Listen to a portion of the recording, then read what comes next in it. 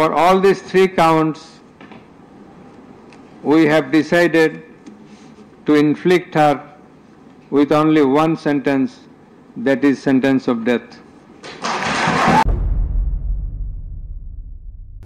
ইদানিং সময়টা ভালো যাচ্ছিল না বাংলাদেশে। প্রথম কথা, পৃথিবীর মার্কেটে বাংলাদেশের যে গার্মেন্ট ব্যবসা হচ্ছিল সেটার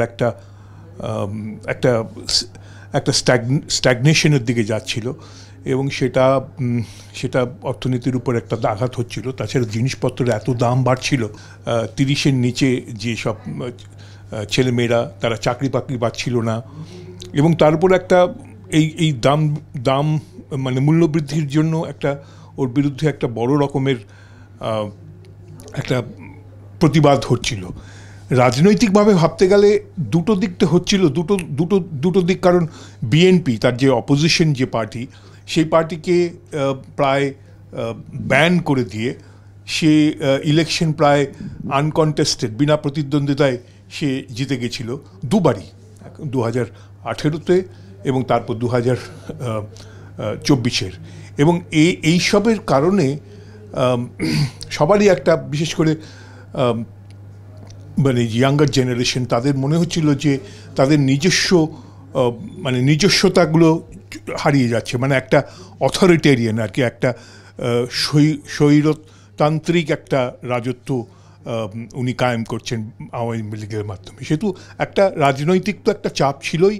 তারপর একেবারে ঘটনা যেটা ঘটলো সেটা হচ্ছে গিয়ে একটা কোটা, মানে তারা ওই সবাই চাইছিল যে 30% মতো যাতে এই যে যারা নতুন যে ছাত্রছাত্রী যারা হচ্ছে তাদের যাতে গভর্নমেন্টের সরকারি চাকরি পায়, আর 30%-এর তাদের একটা কোটা রাখতে হবে। কিন্তু সেই কোটাটা হাসিনা বন্ধ করে দিয়েছিল। সুপ্রিম কোর্টের আদেশে সেটা আবার চালু করে, কিন্তু সেটা ততদিনে ড্যামেজ হয়ে গেছে অলরেডি। তাদের মানে ইয়াঙ্গার জেনারেশন হাসিনাকে বেশ মানে তার বিরুদ্ধে প্রতিবাদগুলো হচ্ছিল, এবং তারপর সেই প্রতিবাদ থেকেই এই বিভিন্ন রকমভাবে বিভিন্ন পথসভা এইসবগুলো হচ্ছিল। কিন্তু সবচেয়ে বড় মারাত্মক ভুলটা যে করে বসলো আমাদের হাসিনা, সেটা হচ্ছে গিয়ে তাদের উপর গুলি চালালো। এবং ওই যে ঘটনা, সেটা একটা এমনি প্রতিবাদ সভা হচ্ছিল, সেখান থেকে প্রায় একটা বিপ্লব ঘটার মতো ঘটনা ঘটলো। এখন তো যেটা হয়েছে তার আওয়ামী লীগকে কোনো স্থানই দেওয়া হচ্ছে না। এবং সামনের বছর ইলেকশন, অন্তত বলছে যে মোহাম্মদ ইউনূস যে ইলেকশন হবে, তো তার আগে যাতে মানে আওয়ামী লীগের কোনো অস্তিত্ব যদি না থাকে সেটা তোরা চেষ্টা করবে। এবং তারপর সেই জিনিসটা যে এখন যেটা হয়েছে সেটা হচ্ছে কি, তারা পুরোটাই এই যে কোর্টটা তৈরি হয়েছে, যে ইন্টারন্যাশনাল ক্রিমিনাল ট্রাইব্যুনাল সেটা তো তখন থেকেই তার বিরুদ্ধে একটা তৈরি করে রেখেছিল। এখন তার গত বছর করেছিল মানে ওই ঘটনার পরে, এবং তার একটা রায় আজকে দেওয়া হলো। তাতে বলল যে তার এই 1400 লোককে মারার মূল মাস্টার মাইন্ড হচ্ছে গিয়ে হাসিনা, তো তার জন্য মৃত্যুদণ্ডটাকে দিয়েছে।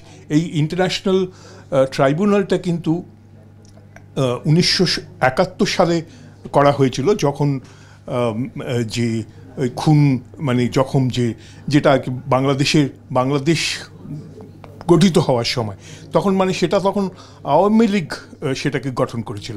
এখন যেটা এই গত বছর যেটা হয়েছে, এই কোর্টটাকে আবার রিভাইভ করা হলো, সেটা কিন্তু সেই আওয়ামী লীগের যে নেত্রী তার বিরুদ্ধে করা হলো, এবং তার বিরুদ্ধে তারা এখন মৃত্যুদণ্ড ঘোষণা করলো।